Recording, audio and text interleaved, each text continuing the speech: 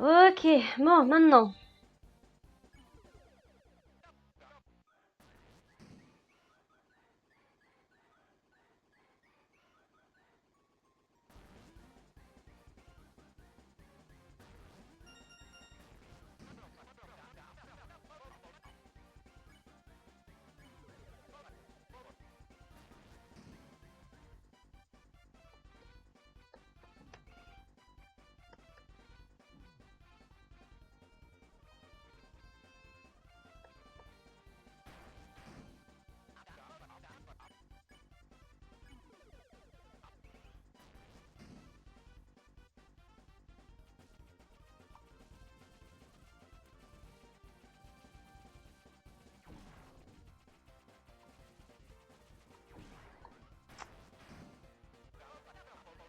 Aïe, aïe, aïe, aïe, aïe.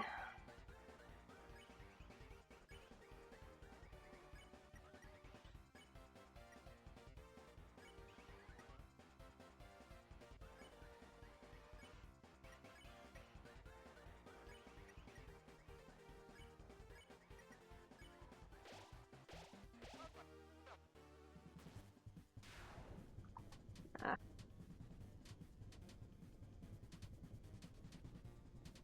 voilà, bon, j'ai trouvé la parade pour ce truc-là.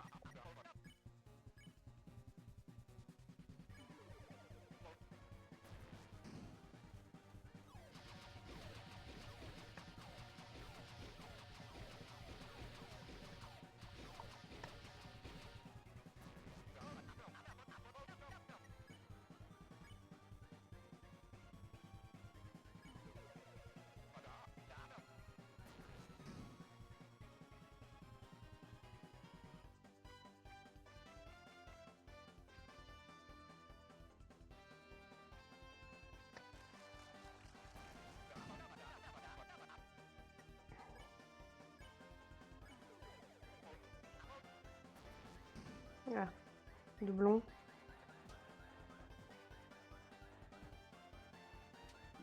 Aïe.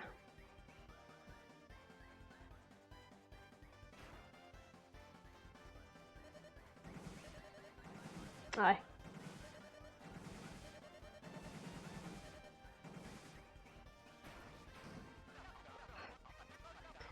Ok, alors.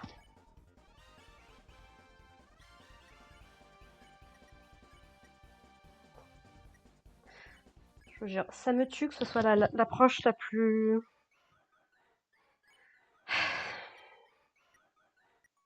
Hop, et toi, Ralsei, du coup, tu vas en profiter pour soigner Suzy. Voilà.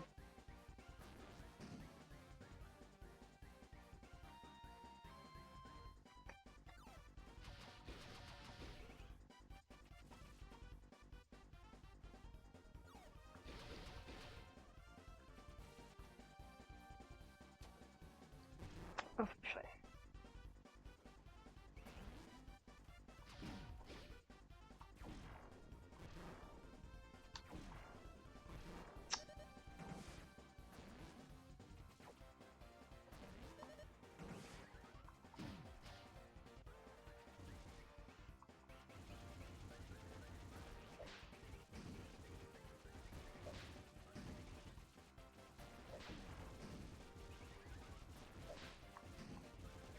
Ouais, vous savez ce qu'on dit? On spam.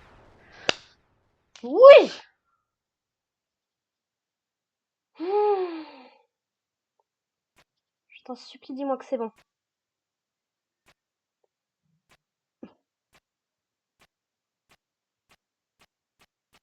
Je sais pas qui c'est qui zappe, mais...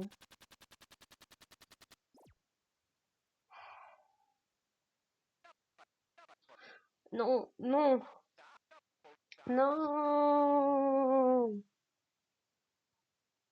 C'est devenu tout petit, hein, t'es là. Je... Je voulais juste être regardée. Je voulais juste que vous me regardiez. Juste une dernière fois. Quelqu'un... Chris, tu vas leur dire un de ces quatre ou... Depuis... Ça fait un petit moment maintenant. Tout ce que j'ai... Tout ce que j'ai montré, c'était les mêmes shows encore et encore. Je me... Je n'avais plus rien que les gens voulaient regarder. Je n'ai plus ma place. Je suis un déchet. Je ne veux pas être rejetée. Oh. Bah oui. Qui de mieux que Ralsei pour lui parler dans cette situation? Monsieur Tena, je comprends ce que vous ressentez. Vouloir être quelqu'un d'important, vouloir être quelqu'un d'utile. Parfois, tu n'es peut-être plus regardé autant qu'avant, mais ça ne veut pas dire que que tu es un échec, Tena. Tu as apporté des sourires, de la lumière dans la vie des Lackners, à la famille de Chris et à ses amis pendant longtemps. Alors, il n'y a pas de raison d'avoir honte de ça. C'est très vrai ce que dit Ralsei dans cette scène. C'est très compliqué d'accepter le changement, comme ça a été mentionné dans ce chapitre-là. C'est très compliqué de laisser derrière soi des choses qui nous ont énormément tenu à cœur. Quand on est un enfant, par exemple, ou un adolescent, ou même plus tard une fois adulte, et en grandissant petit à petit, en vieillissant, ça peut être parfois très compliqué de laisser derrière soi toutes les choses qui nous ont apporté du bonheur, qui nous ont permis de nous sentir bien, de nous sentir en sécurité. En tout cas, moi, c'est un sentiment que je comprends. C'est un sentiment avec lequel je me bats pratiquement tous les jours depuis des années. Je veux dire, on parle toujours du deuil pour quelque chose de vivant, que ce soit un être humain, un proche, qu'on ait connu ou pas d'ailleurs, ou même des animaux. Mais pour moi, et ça découle peut-être aussi de la vision que j'ai du monde, mais on peut faire le deuil de beaucoup de choses. On peut faire le deuil de périodes de sa vie. On peut faire le deuil d'objets qui ont toujours eu une grande importance pour nous. Moi, je sais que personnellement, c'est quelque chose avec lequel j'ai du mal depuis que je suis toute petite. De perdre des jouets, perdre des choses, ça a toujours été quelque chose avec lequel j'avais énormément de mal. Ça m'a toujours beaucoup touchée. J'ai vraiment l'impression de perdre une partie de moi, en fait. Et ouais, c'est ça, faire son deuil, en fait. Et bah, il y a des choses, c'est plus ou moins facile.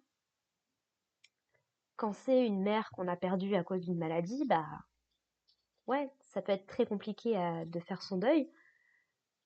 Même quand c'est une personne dont on n'a plus de souvenirs, même si c'est quelqu'un qui a toujours été dans votre vie. Mais ça veut pas dire que, bah, faire le deuil d'une maison quand on doit déménager, faire le deuil d'une école qu'on doit quitter, faire le deuil d'un téléphone qui marche plus, d'un nouvel ordinateur, de choses très simples en fait. Ça n'empêche pas que ça peut nous faire beaucoup de mal et ça peut être très compliqué de passer outre. Ou alors c'est vraiment moi qui suis à fond dans les angoisses et dans ce genre de choses et donc c'est d'autant plus compliqué. Je sais pas comment fonctionnent les gens normaux, mais moi c'est quelque chose. Voilà, j'ai pas encore regardé, joué au chapitre 4 bien évidemment, mais je pense que ce chapitre a le potentiel d'être le plus triste de Deltarune, dans ses thèmes, dans la façon dont il les présente, que ce soit avec Ralsei, qui, bon, bah après ce chapitre, ça va être un petit peu compliqué de le voir comme quelqu'un de peu recommandable, comme quelqu'un dont on doit se méfier, même si, même si, mais voilà, il a été tellement vrai, entre guillemets, avec nous, d'avoir sa discussion avec Suzy, que, ouais, c'est trouver de la valeur en sachant que, bah, ta vie a peut-être pas autant d'importance que ce que t'aimerais, ou que tout le monde ne la voit pas de la même façon, que ce soit, bah, un objet abandonné, malheureusement, laissé là par les aléas de la vie, et qui continue à vouloir espérer être utile, ce genre de choses. Ouais, c'est un chapitre qui me frappe fort, plus que le chapitre 1 et le chapitre 2, je pense. Et ça doit pas aider qu'on est dans la maison de Frisk. Mais par rapport à ça, je réserve mon jugement sur la fin du chapitre, parce que je pense que je vais avoir une critique à en faire. Si ça doit un jour se terminer, les Darkners deviendront tous obsolètes de toute façon. Mais nous ne sommes pas de vraies personnes, Théma. Nous ne devrions pas inquiéter les Lightners de ce qui va nous arriver. Ça les rendrait juste tristes, tu ne crois pas? Non, je l'oublie trop. Peut-être que tu as raison, mais je... Merci, Suzy. Hey, tu veux savoir ce que je pense, Suzy? Je pense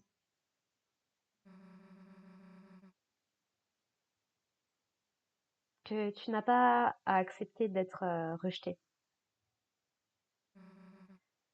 Oh, allez, vas-y, rentrons dans la backstory de Suzy, parce que je sens que ça aussi, ça va finir par briser le cœur. Laisse-moi te dire, je n'ai pas toujours été capable de me faire des amis. J'ai toujours été la fille effrayante, la mauvaise fille.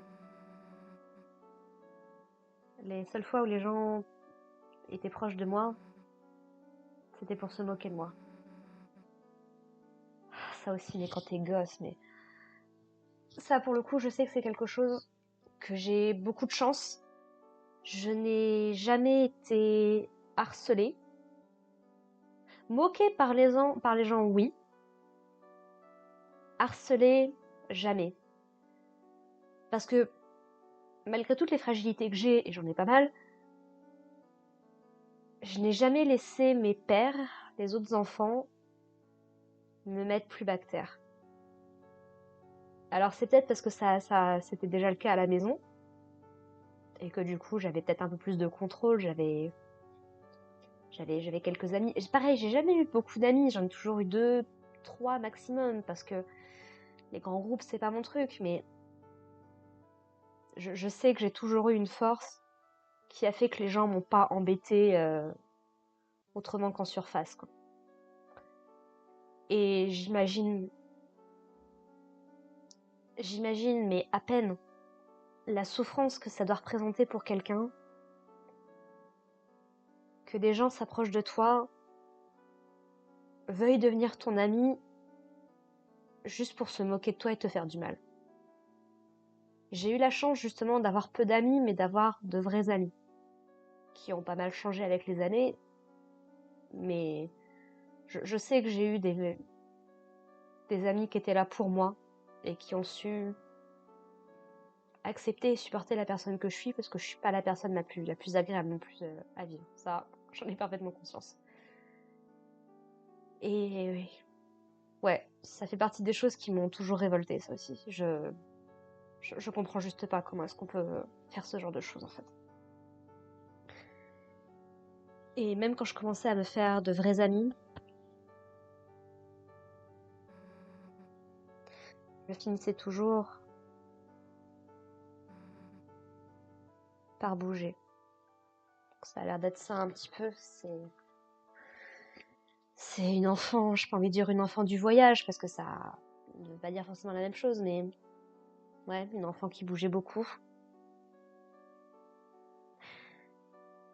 Est-ce qu'on est sûr seulement qu'elle a une famille, Suji? Parce que on s'est toujours dit, enfin des vidéos que j'ai vues en tout cas, on s'est toujours dit que oui, sa vie à la maison va être compliquée. Mais est-ce qu'on est sûr qu'elle a vraiment une famille fixe? Elle serait pas en famille d'accueil ou quelque chose dans ce genre-là? Je sais pas. Quand je suis arrivée ici, j'ai pensé que ce serait la même chose. Comment tu veux imaginer que ça puisse être différent? Tu m'étonnes. Je me sentais comme toi. Je me sentais comme un jouet brisé que personne ne voulait. Bon, ça m'évoque d'autres trucs parce que A Broken Toy, j'ai entendu ça il y a pas si longtemps que ça. Je sais pas si vous avez suivi la série Has Been Hotel sur Amazon, qui traite de sujets très lourds, sous couvert d'avoir un ton assez comique.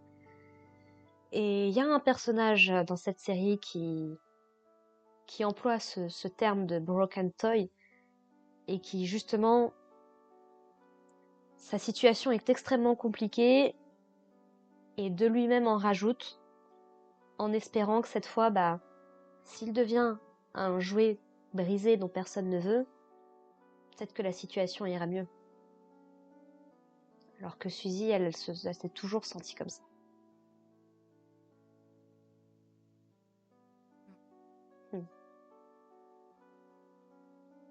Hey. La mère de Chris m'a sauvée. Toriel. Oh.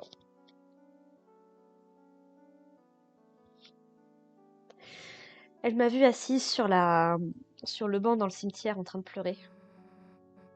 Elle m'a demandé ce qui n'allait pas et elle m'a dit que tout irait bien. C'était ça. Elle m'a amenée au restaurant. Elle m'a acheté un chocolat chaud. Elle m'a parlé. Elle m'a dit que je me ferais des amis. Ça m'a donné de l'espoir. Juste un peu. Et après, elle ose venir nous dire qu'elle a appris des choses par rapport à Alphys. Toriel.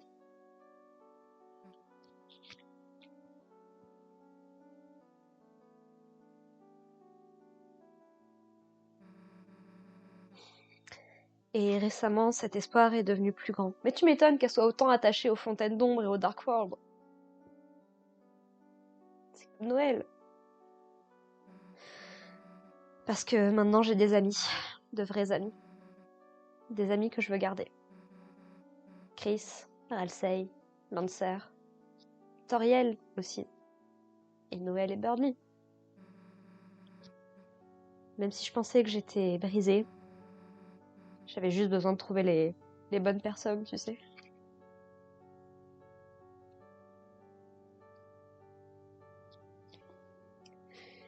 Et ça aussi, c'est bien vrai. C'est très compliqué de voir la vie du bon côté, de continuer à avoir de l'espoir. Quand les seules personnes que tu rencontres, ou les situations que tu vis, ne fait que confirmer ce terrible sentiment que tu as au fond de la poitrine. C'est très difficile de réussir à trouver les personnes avec qui tu te dis cette fois ça va être différente, ils vont m'accepter pour ce que je suis. Encore une fois, c'est pour ça qu'Internet a eu un grand impact positif dans ma vie. Pas que, il y a eu du négatif, mais je sais que la période où j'en avais le plus besoin, j'ai pu avoir des gens qui m'ont accepté à peu près comme j'étais, et qui m'ont permis de remonter la pente ou de pas couler en tout cas, quoi. C'est comme pour un psy par exemple, ou un médecin. C'est très difficile de trouver la personne avec qui tu te sentiras suffisamment à l'aise pour pouvoir te confier de toutes les choses qui te pèsent sur le cœur. Moi je sais que j'ai fait 2 psychiatres, une psychologue. Il n'y a que la dernière avec laquelle je me suis sentie directe. C'est un feeling, c'est compliqué à expliquer, mais je me suis sentie en sécurité pour évoquer les choses qui me faisaient du mal et essayer d'aller de l'avant, essayer de régler les problèmes que j'avais et que j'ai toujours. C'est un peu comme les histoires d'amour, par exemple. Je sais que j'avais vu une vidéo de Durandal, je sais pas si vous connaissez, qui fait des critiques de films, parfois très très longues. Mais c'est ça aussi qui est bien, c'est de pouvoir vraiment rentrer dans les détails.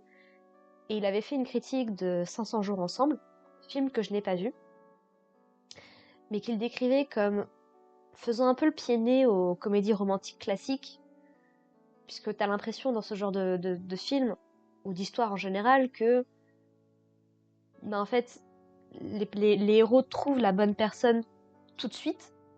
Il y a peut-être quelques problèmes sur le chemin, parce que c'est des comédies romantiques, c'est fait pour. Mais que, voilà, une fois qu'ils ont trouvé cette personne-là, ce sera leur grand amour pour toujours. Là où 500 jours ensemble nous montre que bah cette personne-là n'est peut-être pas la bonne et que tu trouveras peut-être mieux derrière, quoi. Et c'est aussi de par les choses qu'on nous montre dans le divertissement, sous toutes ses formes, séries, jeux vidéo, films, livres, tout ce que vous voulez, musique ou ce genre de choses, qu'on a des attentes sur la vie aussi, qu'on se met aussi nous-mêmes dans des cases. On se dit, bah, il faudrait plus que je sois comme ci, il faudrait que je sois pas comme ça. La vie, elle devrait être comme ça, sinon c'est que j'ai manqué quelque chose, c'est que c'est moi qui suis un échec, c'est... Ou alors tu en viens à blâmer le monde entier. C'est totalement humain comme réaction, ça. Et ouais, c'est... C'est compliqué, c'est compliqué. Alors, ne t'inquiète pas, mon gars. Il y a quelqu'un dans ce monde qui veut de toi, je te le promets. Chris, tu m'aideras à demander autour de la ville, d'accord? Mais non, c'est ça qu'on va faire pendant le reste du chapitre? On va aller faire le tour des habitants de la ville pour dire vous voulez pas notre vieille télé, s'il vous plaît? Quelqu'un doit bien vouloir une télé. Il y avait quelqu'un qui nous avait dit qu'elle voulait quelque chose. Je crois que c'était au niveau des appartements et qui nous avait demandé de lui ramener aujourd'hui.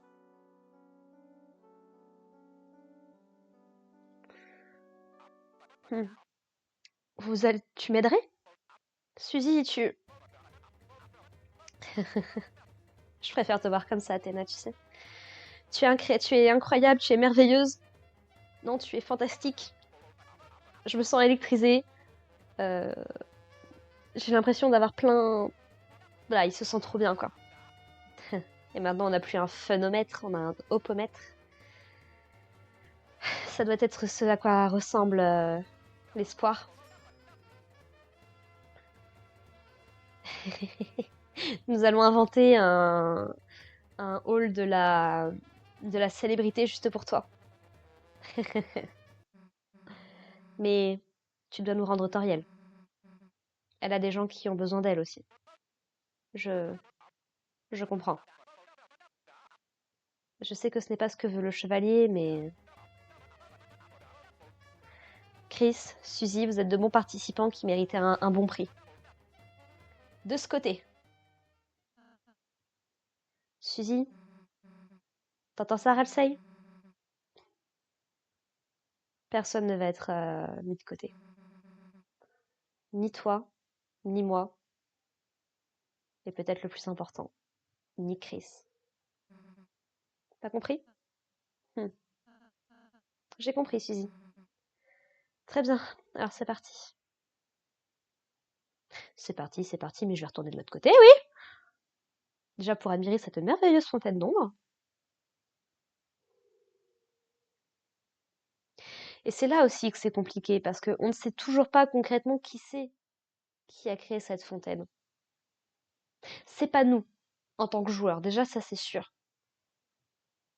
Est-ce que c'est Chris en tant que personnage? On n'est pas sûr non plus. Est-ce que Chris est le chevalier de ce monde-là? Ou est-ce que ce sont deux personnes différentes? Et quelqu'un d'autre, peut-être, a fait en sorte que Chris ouvre une fontaine? Je sais pas. C'est...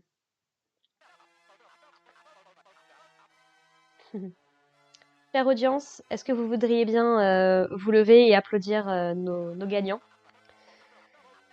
grâce à leur fantastique générosité et bravoure, les Lightners ont gagné le Grand Prix.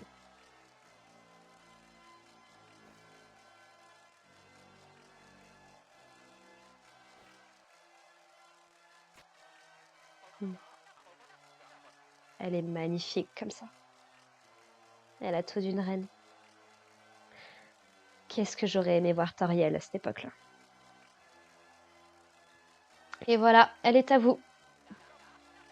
C'est merveilleux. La famille est de nouveau réunie. Oh. Maintenant, vous pouvez tous... Téna? Qui... Qui a fait ça? Qui est-ce? Qui êtes-vous?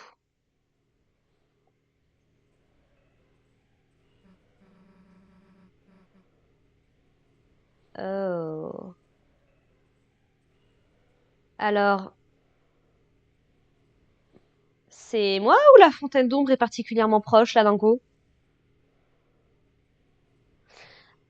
Alors, j'ai peut-être une idée. Ça part de 3 fois rien, mais au niveau de sa tête, on dirait quand même des bois, non? Et j'en ai pas reparlé, mais de ce qu'on a pu comprendre des sweepstakes et globalement de ce qui se passe autour de Death, les gens se demandent si elle serait pas tombée dans un Dark World ou dans quelque chose de plus sombre. Peut-être au niveau du bunker, peut-être. Et que c'est peut-être elle qui nous appelle à l'aide à travers Spamton. C'est l'idée qui m'est venue en tout cas en refaisant le chapitre 2.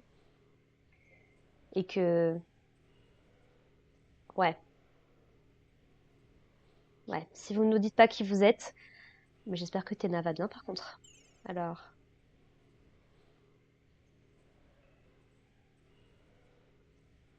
Oh oui.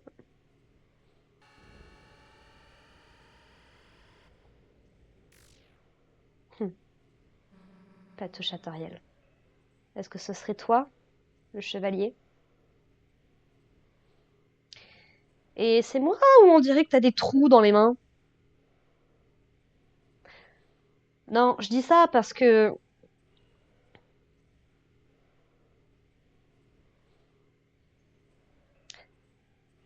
Je dis ça parce que tout le monde est à peu près d'accord sur le fait que le Mystery Man de Undertale, qu'on ne trouve que très très rarement, est une représentation au moins partielle de ce qu'il reste de Gaster. Et tout le monde a globalement décidé qu'il avait des trous dans les mains. Comme si on allait te laisser la prendre.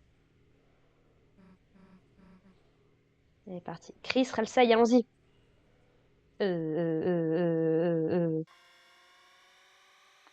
Non, non, non, j'ai... C'est c'est pas... C'est pas ce que je voulais. J'ai... Oui. Et puis ça ressemble aussi. Ah!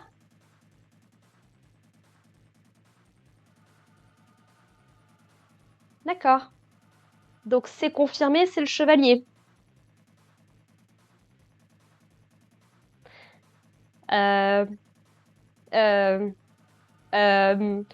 Euh... Panique! Au secours!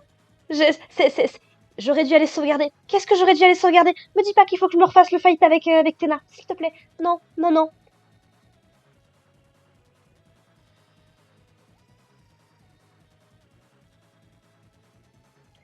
Et je continue de plus en plus à penser que c'est Death.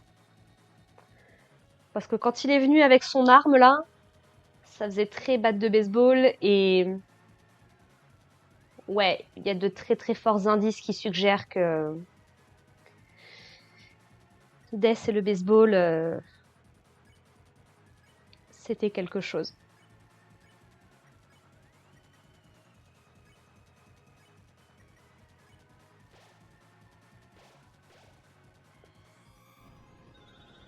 Oh, oh, oh, oh, oh, oh, oh, oh,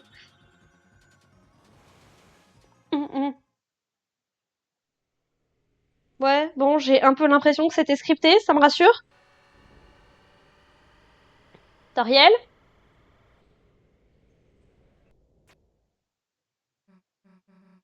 Oh, Suzy, non, tu ne peux pas la prendre.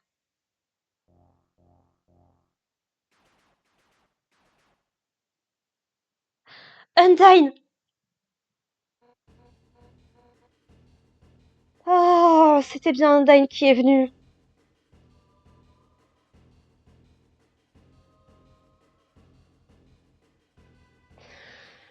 Eh, toi, arrête, c'est la police. Ok, qu'est en train de se passer ici? Tu as quelques explications à me donner. Hé, qu'est-ce que tu fais?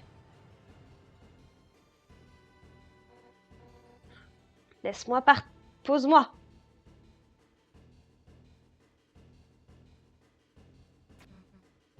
Hé. Hé, où est-ce que tu vas?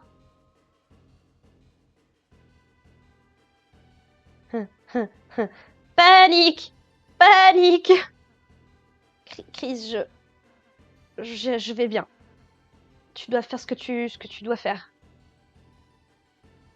Elle dort tranquillement. Eh ben... Non! Ma sauvegarde!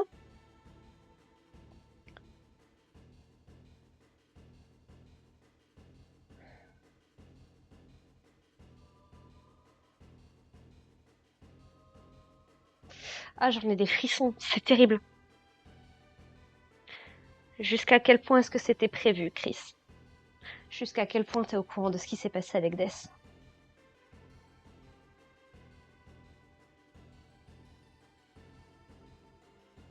Parce que j'ai vu des suppositions aussi, je crois que Captain Hype en parle justement, que peut-être que Chris essaye de retrouver Death, justement. Et que pour peu qu'elle soit tombée dans une fontaine d'ombre, et ben, c'est peut-être le meilleur moyen de la ramener.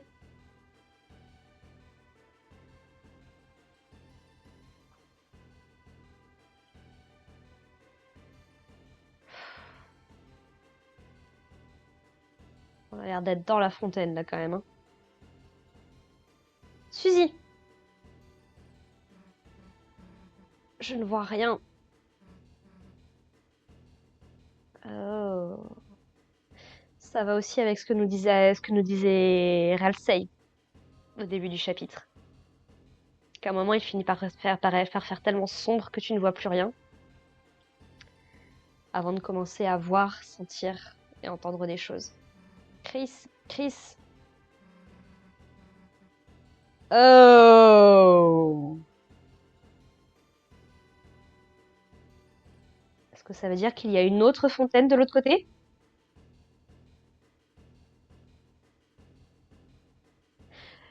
Non, parce que depuis le début, ça me rend dingue avec ce chapitre qu'on ait autant de parallèles avec avec le chapitre 1 et le royaume de le Dark World de Ralsei. Je l'ai mentionné qu'on sait-on jamais une porte ou autre et que j'allais perdre ma tête. Il y a une sorte de porte. Mais ne va pas dedans!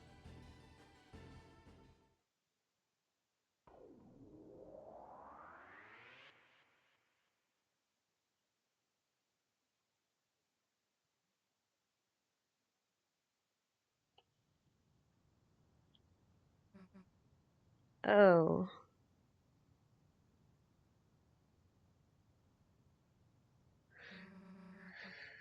Nous sommes retournés dans le Light World. Bah, attends. Chris, je vois quelqu'un là-bas. Quelqu'un qui est par terre.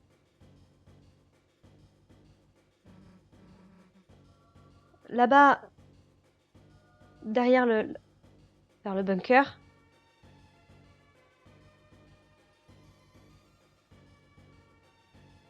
Oh. Ouvre! Undyne, officier Undyne, dites quelque chose! Hey, c'est une blague, j'espère!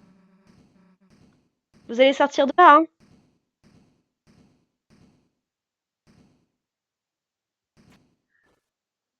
Oh. Qu'est-ce que c'est que ça? C'est une sorte de verrou électronique? Chris, qu'est-ce qui se passe?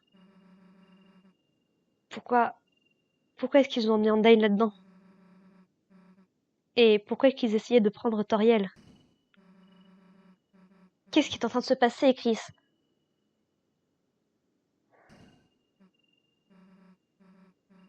C'est pas bon. La porte est en acier solide. Ce panneau étrange. Si nous pouvions juste trouver quelqu'un qui saurait comment ça fonctionne. Alphys? Undyne a été prise, donc ou Birdly peut-être? Queen? Mais on ne peut pas, n'est-ce pas? Ah, je suis pas bien. On ne peut parler de ça à personne, n'est-ce pas? Parce que, parce que tu as vu cette fumée, n'est-ce pas, Chris? Il y a un Dark World là-dedans. Si quelqu'un d'autre va là-dedans, alors... Toriel, elle est toujours dans le... Ah, je déteste abandonner, Chris, mais je...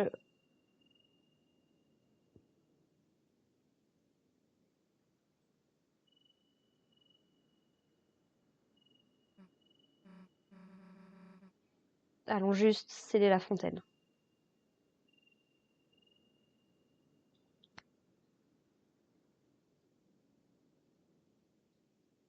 Chris? Sur la porte du bunker était un étrange panneau. On dirait un code digital de sécurité.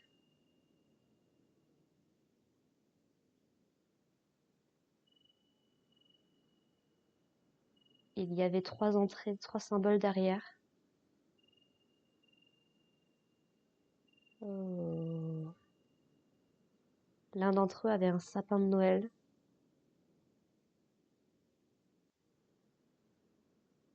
L'un avait un badge d'officier. Et l'un d'entre eux avait la Delta Rune. La rune Delta.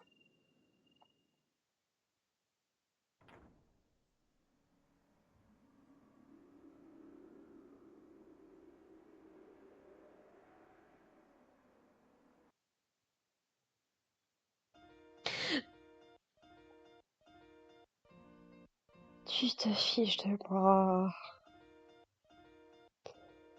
Oh.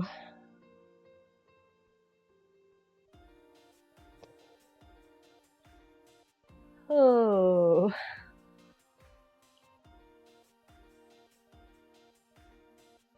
Et le pire, c'est que j'ai pas la moindre idée de si c'était normal ou pas.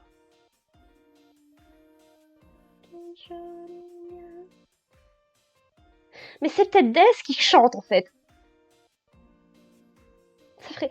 Oh là là.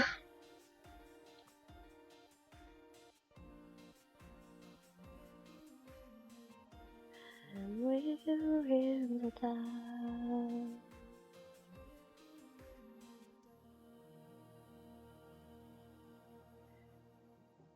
Oh.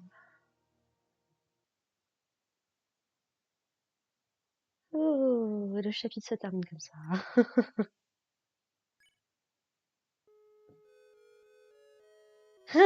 Et maintenant, on a une intro normale.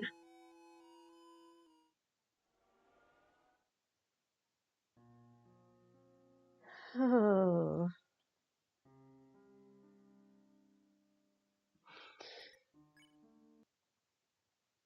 Oh. Oui, et puis là, ça me ramène avant le fight avec Tena, donc de toute façon, j'ai raison de plus que ce que je peux faire. Oh. Euh, Donc là, j'ai qu'une envie, enfin j'ai deux envies principales, là je vous avoue, c'est de un, continuer le chapitre 4, mais je ne peux pas, il est littéralement 9 heures du soir, je commence à 8 heures demain matin, j'ai prévu de me réveiller à 5 heures, il va rapidement falloir que j'aille dormir, sinon ça va encore être compliqué. Je, oh là là, je peux littéralement pas, j'adorerais, je n'ai qu'une envie, c'est de continuer le chapitre 4, mais je ne peux pas là tout de suite, et ça me rend malade. Demain matin, je pourrais pas non plus, parce que faut pas déconner non plus. Demain soir, je finis à 4h15, donc je rentre assez tôt, mais qu'est-ce que c'était que cette fin? Bon, de un, j'espère que Théna va bien.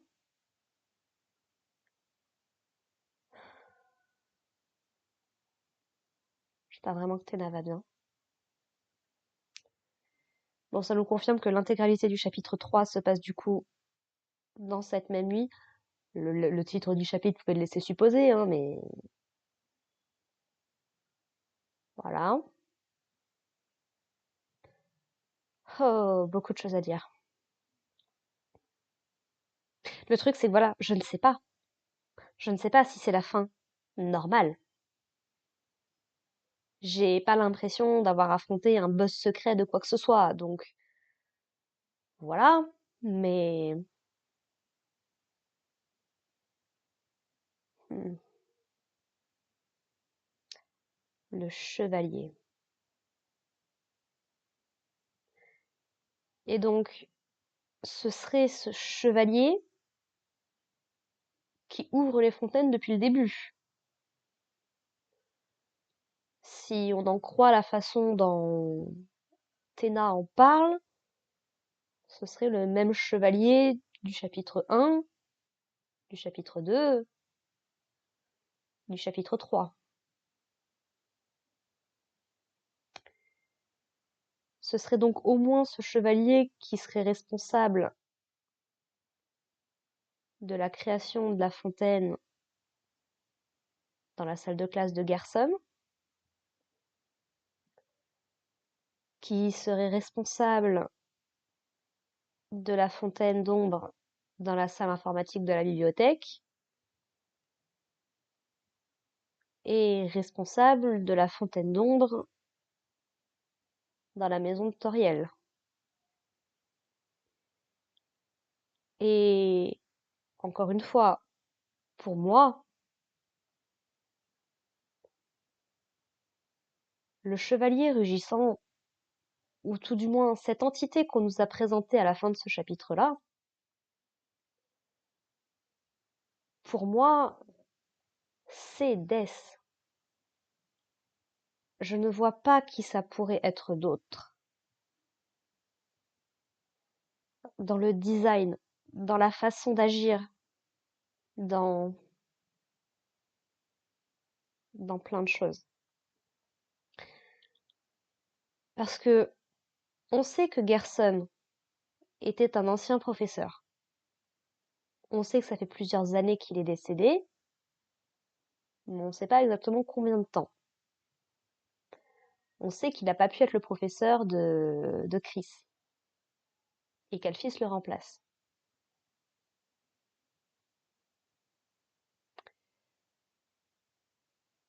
Il est donc fort probable, avec ces éléments, que Gerson ait été, puisqu'on sait que on sait qu'Azriel est parti à l'université, on ne sait pas non plus depuis combien de temps. Et pour moi, Chris, Suzy, Noël, surtout quand on voit les images du passé, pour moi, ils ont quand même une certaine différence d'âge. On parle pas juste de 1 ou 2 ans. On parle de quelque chose de plus grand que ça.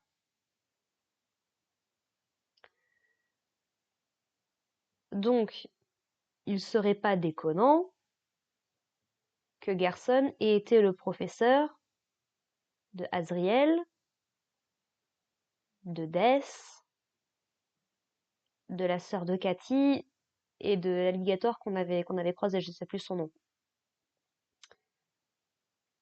Ils ont tous l'air d'être à peu près de la même génération, donc ce serait pas déconnant. Ce qui du coup, si elle a été dans la salle de classe de Gerson par le passé, ça explique qu'elle ait pu choisir cet endroit-là pour créer une fontaine. Déjà.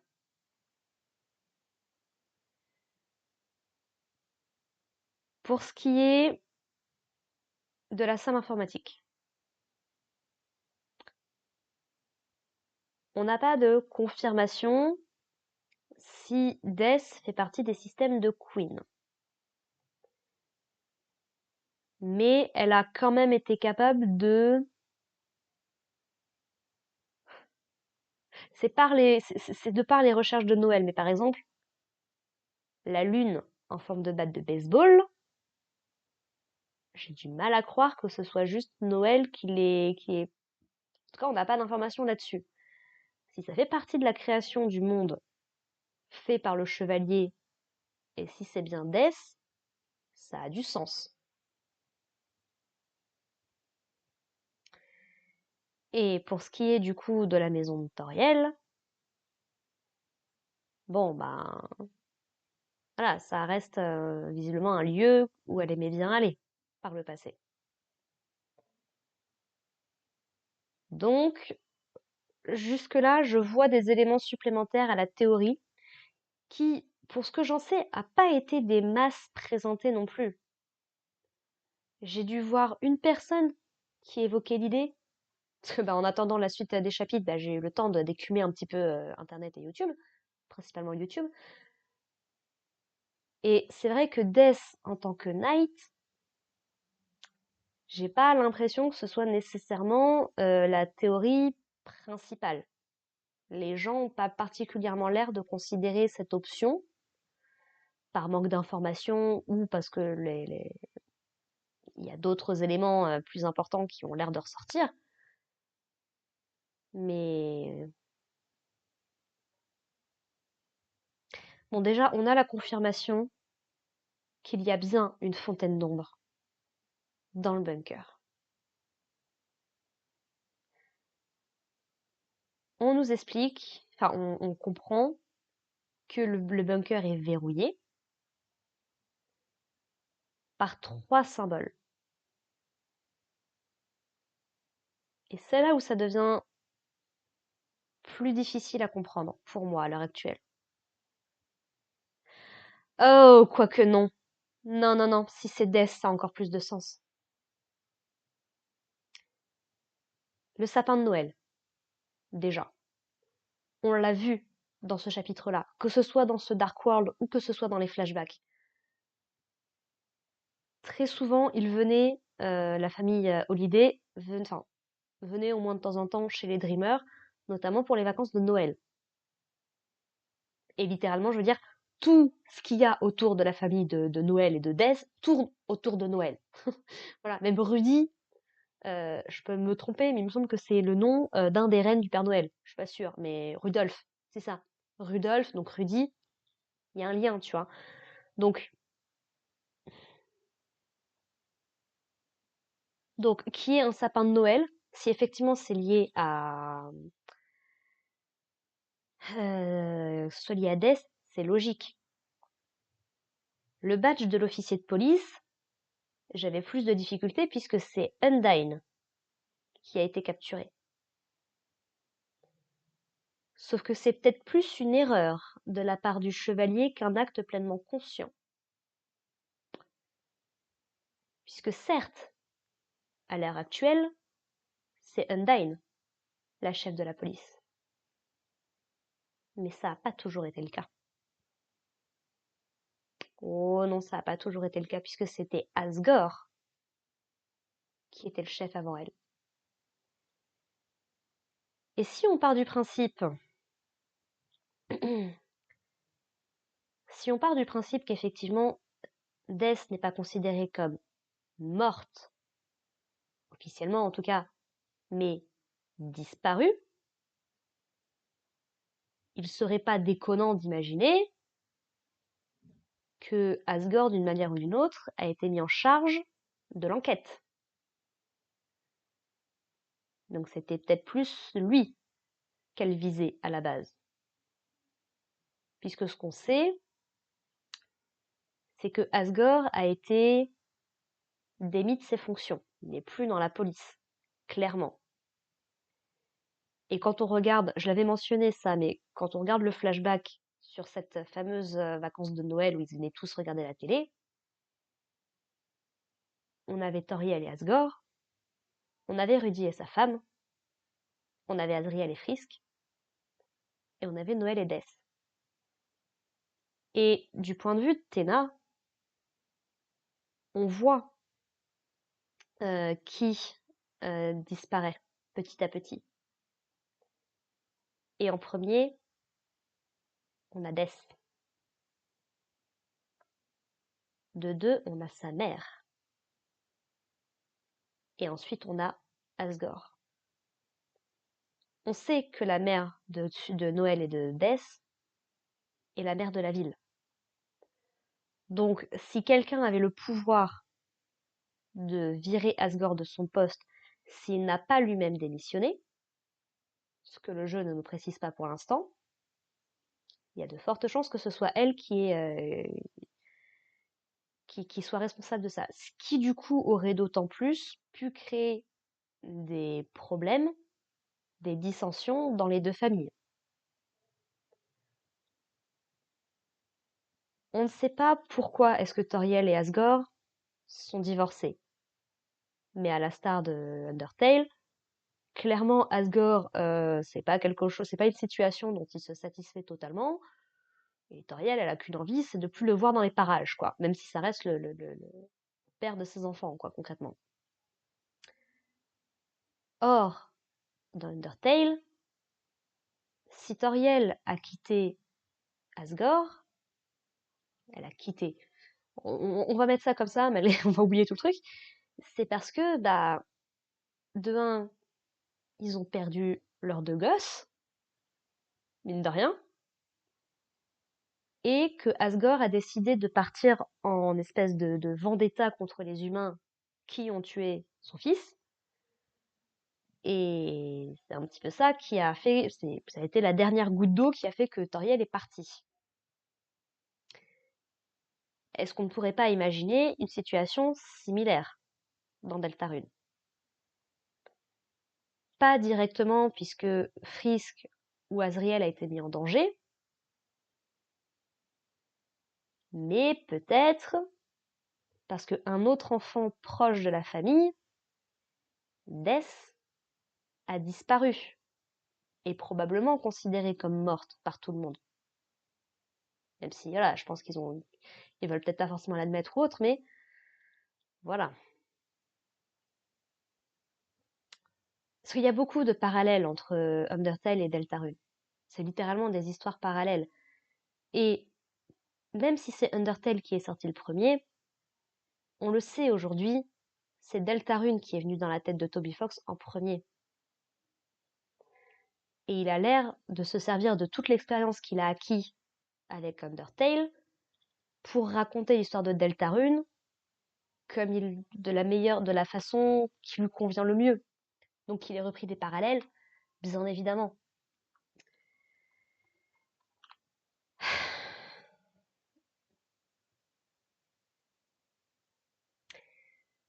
Donc on avait le sapin de Noël, qui clairement, alors qui peut représenter plusieurs choses encore une fois. Et en fonction de la façon comment dire, dont on analyse la rune delta, on peut arriver à plusieurs conclusions. Parce que soit le sapin de Noël, c'est en lien avec la famille Holiday, et donc avec Death, soit c'est en lien avec la maison de Toriel et aux souvenirs qui y sont attachés. Mais la rune delta. Quoi dire de la rune delta? Puisque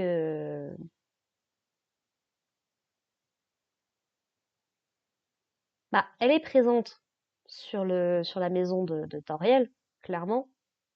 C'est la religion principale de cet univers-là.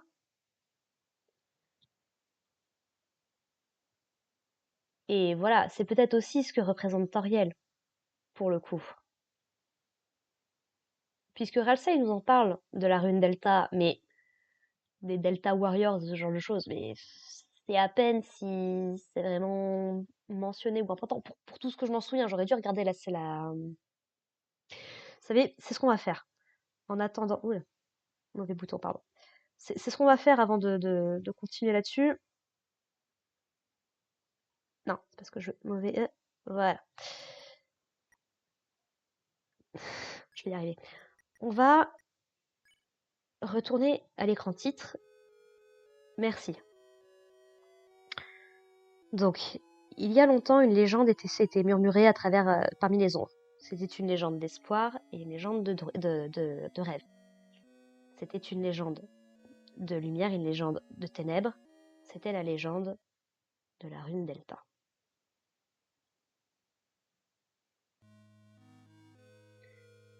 Pendant des millénaires, la lumière et l'obscurité sont restées en équilibre, amenant la paix dans le monde. Mais si cette harmonie devait être brisée, une terrible calamité apparaîtrait. Le ciel deviendrait sombre de terreur et la terre se craquerait de peur. Et alors, son cœur battant, la terre rendrait son dernier souffle. Alors seulement, brillant avec espoir, 3 héros apparaîtraient aux confins du monde. Un humain, un monstre et un prince des ténèbres. Eux seuls seraient capables de sceller les fontaines et de bannir le paradis de l'ange. Alors seulement l'équilibre serait restauré et le monde serait sauvé de la destruction. Aujourd'hui, la fontaine des ténèbres, le geyser qui donne à la terre sa forme, se tient droite au centre du royaume.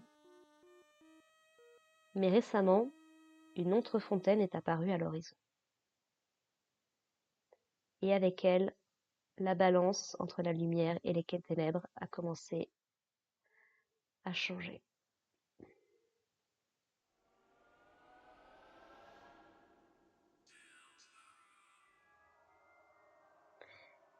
Et je vais être très honnête, ça me fait vachement peur qu'on n'a plus Téna pour nous accueillir dans ce chapitre.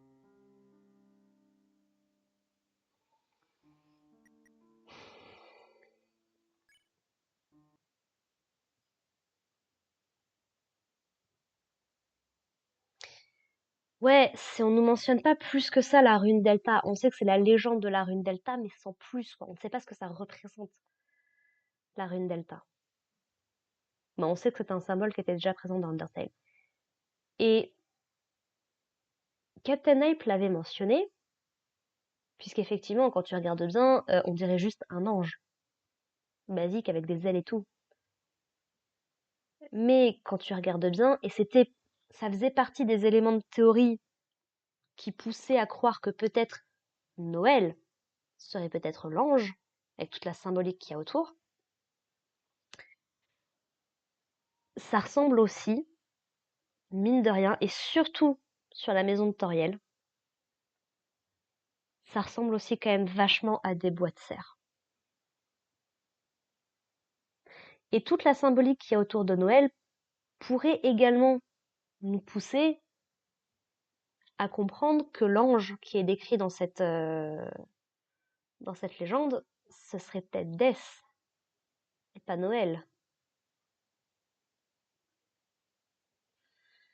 Sauf que là où c'est toujours très compliqué, c'est est-ce que l'ange et le chevalier sont la même chose? Est-ce qu'ils représentent la même menace? Est-ce qu'ils sont du même côté?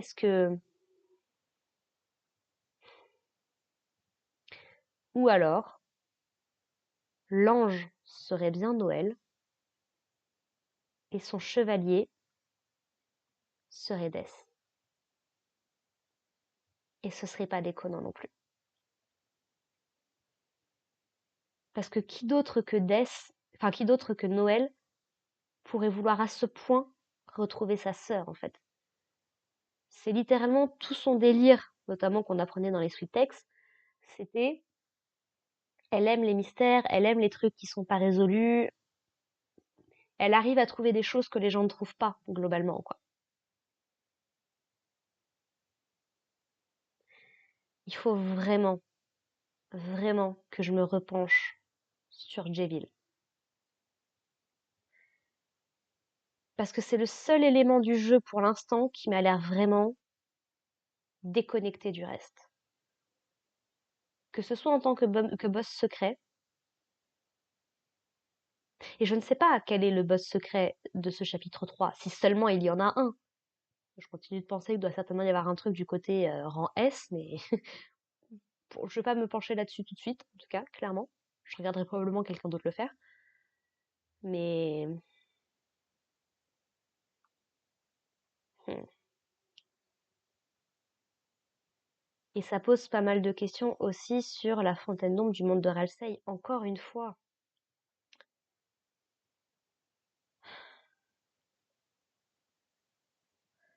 pourquoi est-ce que le monde de Ralsei et le monde de la maison de Toriel, le monde de Téna, se ressemblent à ce point? Dans le design, dans les éléments, dans les mondes, enfin dans les plein de trucs qui me rappellent le chapitre 1, quoi, en fait. C'est ça qui me rend dingue. Et je veux dire, on a quand même littéralement Ralsei qui ressemble à un Dreamer. Toriel, Asgore ou Azriel. Et qui partagent littéralement un semblant de nom avec Azriel.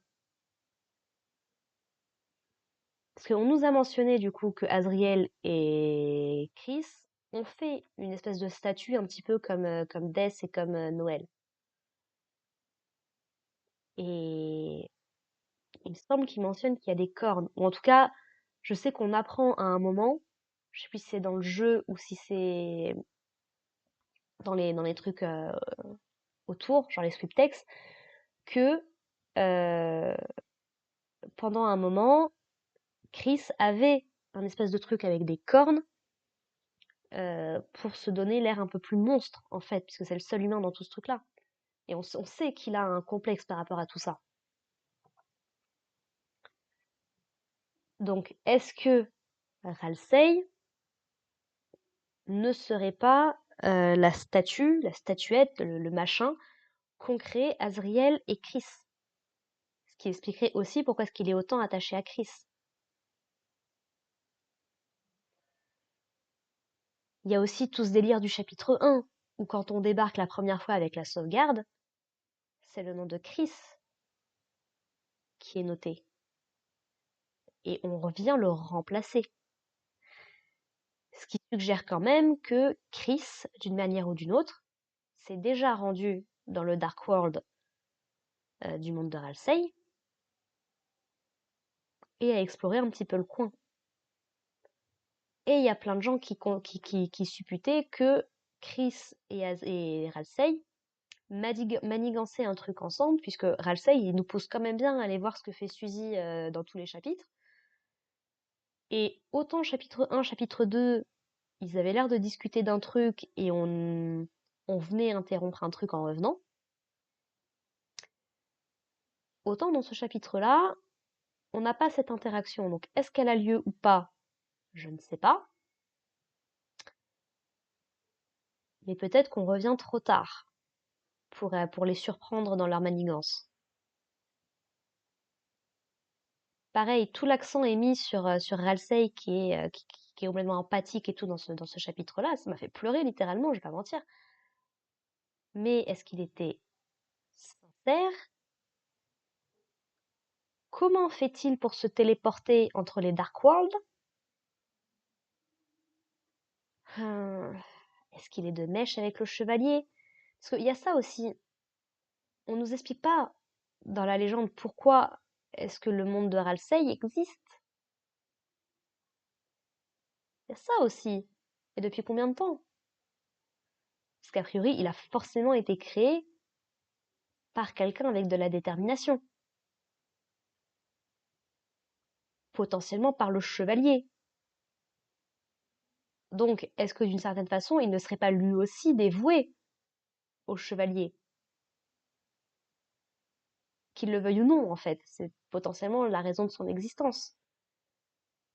Et quid de la fontaine d'ombre du bunker?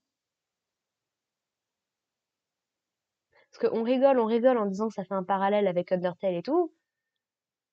En même temps, ça pourrait aussi très bien se faire, quoi. Why not?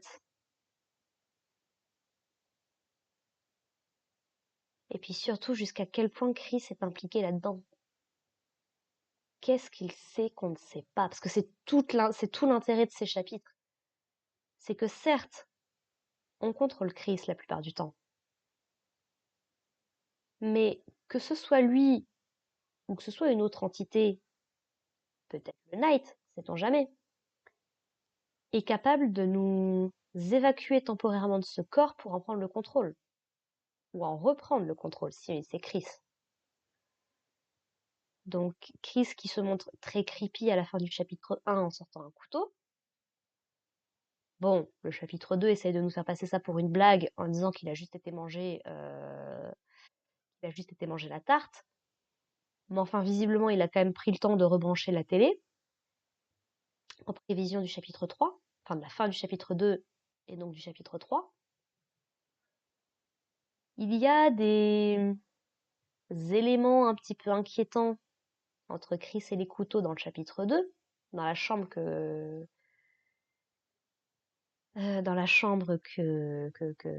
Queen lui a faite, de par ses recherches internet. Il y a ce moment infime au tout début du chapitre 2, avant qu'on ait le côté blague et tout. On a quand même quelqu'un qui croise Chris et qui a l'air vachement inquiet de le voir avec un couteau.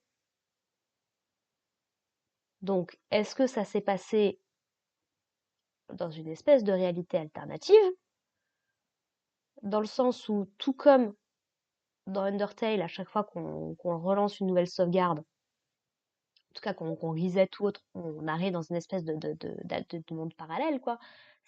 C'est compris dans la narration globale du jeu, mais on bouge un petit peu de monde en monde, quoi, presque. De timeline en timeline. Et la question que je me pose, et que je vous ai déjà évoquée, c'est que est-ce que ça marche aussi par rapport aux chapitres? Parce que pourquoi est-ce qu'on a des chapitres si ça n'a pas un intérêt dans le game design du jeu, dans le lore du jeu? Parce que c'était tellement important dans le lore de Undertale que je ne peux pas croire que ça ne le soit pas tout autant dans l'univers de Deltarune. Pareil, pourquoi est-ce que de nous endormir dans notre lit, ça nous téléporte automatiquement dans le Dark World et qu'on loupe tout le reste?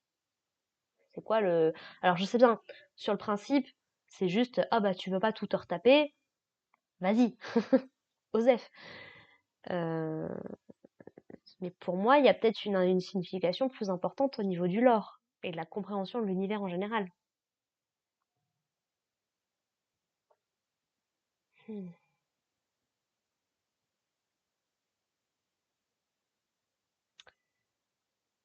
Ouais, et puis on a le fait du coup que Chris donc nous vire de son corps, qu'il soit décrit comme un corps avec une âme, donc notre âme, notre représentation à nous en tant que joueurs. Il y a le fait qu'il ait ouvert la fontaine d'ombre, et surtout, bah, il y a le fait qu'il ait été capable d'ouvrir le bunker. Et alors que Suzy a l'air de rentrer à la maison pour aller sauver, Toriel, je rappelle qu'a priori, la légende nous dit oui, ils vont pouvoir sceller les fontaines et tout. Jusqu'à preuve du contraire, c'est nous qui scellons les fontaines. Nous, en tant que joueurs, c'est notre âme qui fait ça. C'est pas Chris, c'est pas Suzy, c'est pas Ralsei. Donc, sans Chris, on peut pas sceller les fontaines. Enfin, sans nous, on peut pas sceller les fontaines, puisque Chris est notre réceptacle, concrètement. Donc, pourquoi est-ce qu'il a ouvert cette porte-là?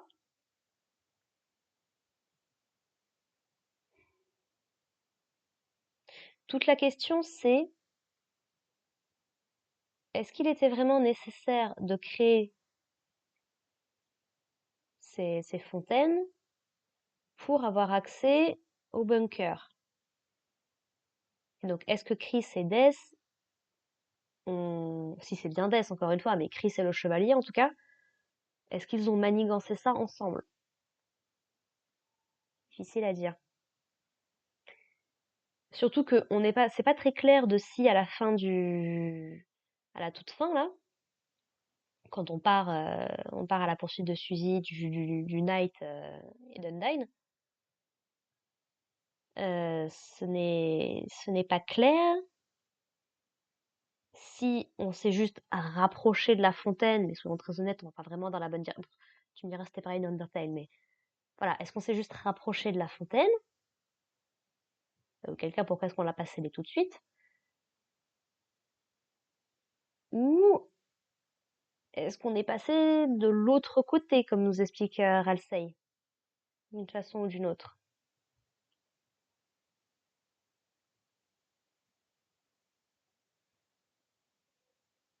Hmm.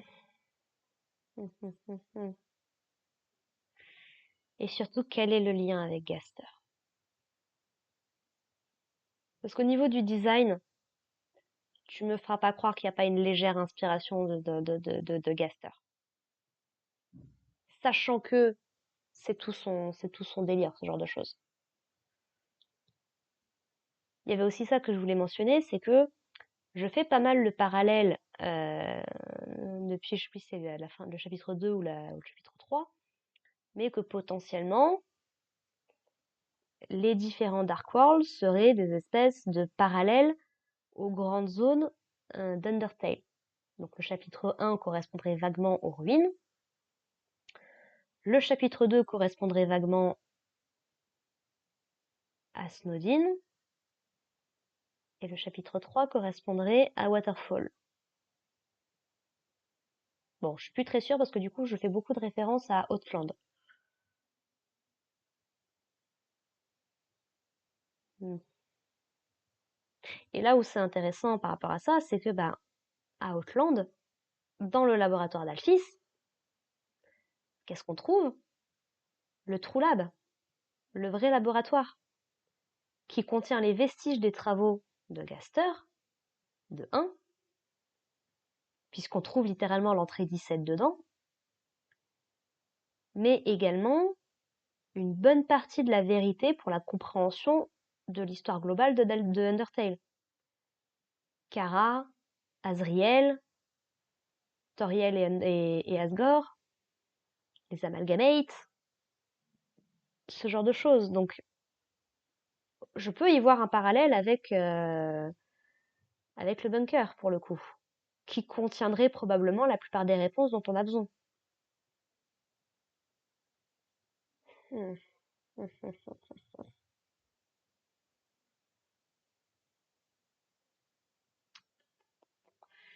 Et encore une fois, quelle est l'importance des Weird Routes? Pour peu que la Weird Route, la Snowgrave du chapitre 2 ne soit pas juste une exception. Parce que c'est possible aussi. Et s'il existe une weird route dans ce chapitre 3, qu'est-ce qu'il faut faire pour l'atteindre?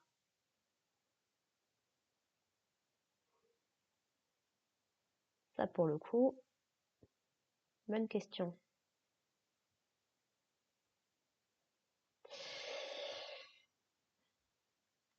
Il y a bien beaucoup, beaucoup, beaucoup, beaucoup de choses.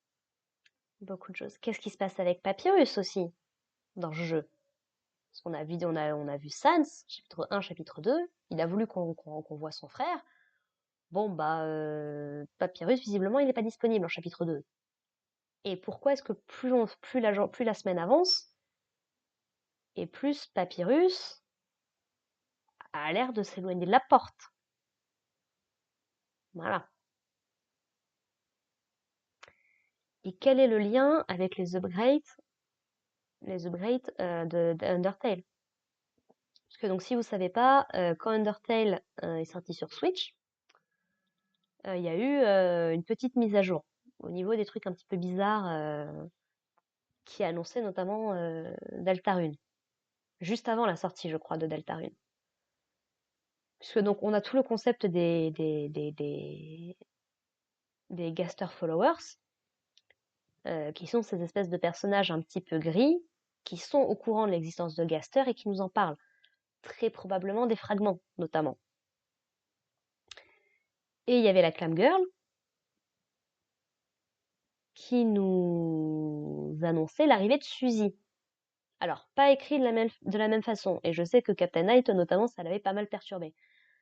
Il sait pas quoi en faire, quoi. Pour lui, ça peut très bien être lié à la même chose, mais peut-être qu'il y a une autre signification, sait-on jamais. Puisqu'on l'appelle quand même Suzanne dans le chapitre 2. vite fait. Donc, est-ce qu'elle aurait pas légèrement transformé son nom en Suzy avec un Y, en Suzy avec un IE? Peut-être aussi. Mais ouais, pourquoi? Enfin bref, beaucoup de questions. Il est beaucoup trop tard pour que j'élabore toute une théorie là-dessus. Ce qu'on va faire, c'est qu'on va se laisser là pour cet épisode et pour ce chapitre 3. Et mon Dieu, qu'est-ce que ça aurait été comme aventure, ce chapitre 3. Incessamment sous peu, moi, très probablement dans la semaine, voire le week-end prochain, on va voir, euh, je vais attaquer le chapitre 4, parce que je veux savoir ce qui va se passer dans le chapitre 4. Et en parallèle, je vais essayer de commencer à regarder des let's play. J'ai très envie d'attendre la fin du chapitre 4 pour me relancer là-dedans, pour avoir les éléments d'autres personnes, pour me faire moi mes propres impressions d'abord, puisque j'ai pas été spoilée du chapitre 3, et bon Dieu merci. Ça me ferait un petit peu mal de me faire spoil volontairement ou non le chapitre 4. Donc je vais peut-être faire le chapitre 4 avant d'attaquer des let's play et de voir un petit peu ce que les gens en pensent. On va voir. Mais bon Dieu, qu'est-ce que j'ai envie. Mais ouais. Ouais, on va faire ça.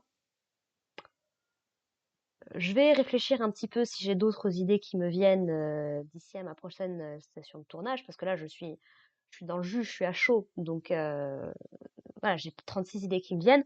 Peut-être qu'avec un peu de repos, en pensant à autre chose, en arrêtant d'être là-dessus, parce que là, j'ai littéralement enregistré une bonne partie de la journée, concrètement. Euh, donc peut-être qu'en faisant un petit peu autre chose, en allant travailler et autres, ça va peut-être me libérer un peu l'esprit et peut-être me faire arriver d'autres idées. Sait-on jamais. Et auquel cas, si je pense à d'autres trucs, j'en parlerai bien évidemment au début du chapitre 4. Mais ouais. Ouais. Quel chapitre. Bon Dieu, quel chapitre. Tu m'étonnes que ça leur a pris des années pour nous le proposer, quoi. Que ce soit les animations, que ce soit les mini-jeux, que ce soit Téna, rien qu'en tant que personnage, quoi. Ouais, franchement, je pense pas que quiconque de l'équipe verra un jour cette vidéo ou tombera dessus. Mais franchement, bravo à toute l'équipe. Vous faites vous faites un travail absolument incroyable. Et oui, ça me dérange pas de payer quelques euros pour avoir la suite de cette histoire, clairement. Bon, le truc en chapitre, c'est pas nécessairement le mieux. Je rappelle quand même que les 2 premiers chapitres étaient gratuits, hein, pour les gens qui veulent encore se plaindre du prix des jeux vidéo et de ce genre de conneries. Euh, Ouais, non, franchement, bravo. Et puis bah, j'espère que vous allez vous reposer un petit peu avant la suite de l'histoire. Bon, là, du coup, effectivement, vu qu'on rencontre quand même le chevalier rugissant, chapitre 3, qu'on a accès visiblement au bunker, chapitre 3, qu'on nous a confirmé pas mal de trucs, chapitre 3, niveau théorie, niveau univers. Oui, bon, effectivement, vu comme ça, que le jeu se termine en 7 chapitres, oui, effectivement, ça me paraît pas totalement déconnant, je confirme. Il y a aussi tout le truc avec Azriel, dont j'ai pas plus parlé que ça, mais Azriel qui doit revenir, Azriel qui était quand même un petit peu le méchant dans Undertale, est-ce qu'il aura un rôle similaire ici? Est-ce qu'il sera un allié? Est-ce qu'on va juste le voir qu'à la toute fin du jeu, il va avoir tout loupé? Franchement, ça m'étonnerait même pas. Euh, Est-ce qu'on va pouvoir confier Téna à quelqu'un dans le chapitre 4? Est-ce que Qu'est-ce que Toriel va pouvoir potentiellement nous dire de tout ça? Parce qu'au final, elle s'est retrouvée complètement. C'est peut-être, je dirais, mon gros bémol sur ce chapitre-là, que je comprends. Et c'était probablement nécessaire. Mais mettre Toriel dans un Dark World, inviter Undyne dans ce Dark World, et qu'au final, elles ne servent à rien, ni l'une, ni l'autre de tout le chapitre, ça me fait un peu mal au cœur. Je sais que c'est pas les stars, qu'on nous présente de nouveaux personnages et tout. Mais enfin, vu à quel point le chapitre était émotionnel, tu rajoutais un petit peu de Toriel directement dedans. Voilà. et sachant que Undyne allait se faire kidnapper littéralement à la fin du chapitre, voilà, ça aurait peut-être été bien de builder un petit peu plus pour qu'on s'attache à elle. Parce que je sais bien que Deltarune est principalement recommandé aux fans d'Undertale, en tout cas à ceux qui ont fait Undertale. Donc ils connaissent déjà la plupart des personnages. Donc t'as tout un travail d'attachement que tu n'as pas forcément à faire. Mais ça n'empêche que t'es un nouveau joueur. Si tu fouilles pas à fond le jeu dans le Light World, Undyne, c'est à peine si tu l'as croisé. Voilà quoi. Donc je sais pas. Après, encore une fois, si Undyne est une erreur du Knight comme je le suppose, voilà, à la rigueur, why not? Mais ouais, en quoi va consister le chapitre 4? Bon, a priori, je ne sais plus si c'est le chapitre 3 ou le chapitre 4 qui était censé être un petit peu différent du reste. Mais du coup, vu qu'on a passé tout le chapitre 3 dans un Dark World, même si j'ai un petit peu du mal à voir qu'est-ce qu'on pourrait concrètement faire en ne restant que dans le Light World en chapitre 4, oh, je reste un peu sur ma faim là à la fin de ce chapitre, pour le coup. Parce qu'on n'a vraiment pas vu le Light World de tout le jeu. Juste à la toute fin, pendant genre 5 minutes. Et encore.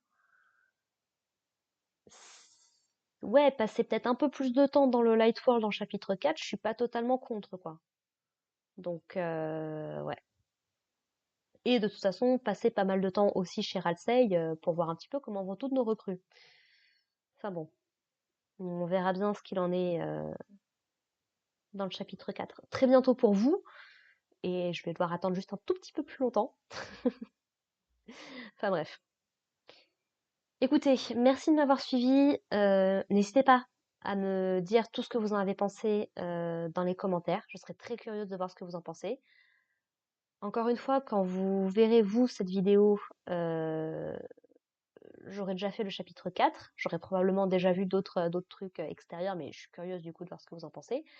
Donc moi, je vais très probablement pas être spoil.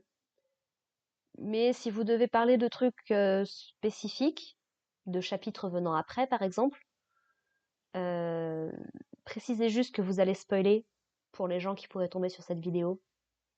Voilà, c'est jamais très agréable d'être spoilé, même si pour moi ça n'empêche pas nécessairement l'appréciation d'une histoire quand l'histoire en question est bien faite. Voilà, ça peut toujours être quelque chose d'appréciable. Voilà, voilà. Sur ce, bah écoutez, je vais arrêter de parler, je vais vous laisser tranquille et moi je vais aller me coucher, je pense, ce sera peut-être pour le mieux. Donc sur ce, bah écoutez, je me répète beaucoup dans le chapitre, hein, mais portez-vous bien. Vraiment, j'insiste, prenez soin de vous. Si jamais vous avez besoin de discuter de choses qui vont pas forcément dans votre vie ou autre, les commentaires sont ouverts. Moi, ça me dérange pas que vous racontiez votre vie. Vous avez très certainement vu que je raconte pas mal ma vie dans mes vidéos. Donc voilà, si vous avez besoin, n'hésitez pas à venir dans les commentaires. J'ai quelqu'un qui m'a suggéré de faire un Discord. Bon, c'est pas quelque chose dont je vois nécessairement l'intérêt, mais si vous êtes intéressé, écoutez, n'hésitez pas à me le dire. Ça peut peut-être s'arranger. Voilà. Justement pour discuter de plein de choses, hein. D'animés, de mangas, de jeux vidéo, d'autres choses. Ou même juste discuter de trucs peut-être un petit peu plus personnels. Enfin voilà, je vous demanderai juste de rester courtois et bienveillant dans les commentaires, quoi qu'il en soit. Et puis bah nous, bah, on se retrouve incessamment sous peu pour le chapitre 4. Voilà, voilà. Merci les gens et à bientôt. Allez, bye.